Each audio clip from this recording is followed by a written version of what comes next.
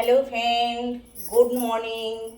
ছোট্ট একটা মিনি ব্লগে জানাই তোমাদের অনেক অনেক ভালোবাসা। তো তোমাদের ভালোবাসাতে তোমাদের রূপালী বৌদি অনেক বেশি ভালো আছে।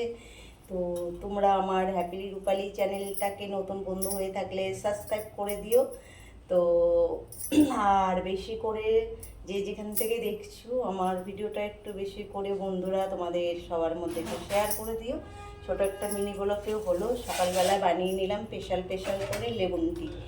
আর এই দেখো কত বড় বড় লেবু নিয়ে এসেছি বাজার থেকে কালকে। আমি একটু লেবুটা নিয়ে আসি পাকা টাইপের, দেখো পুরো পেকে গেছে, এর রসটা খুবই অনেক বেশি হয়।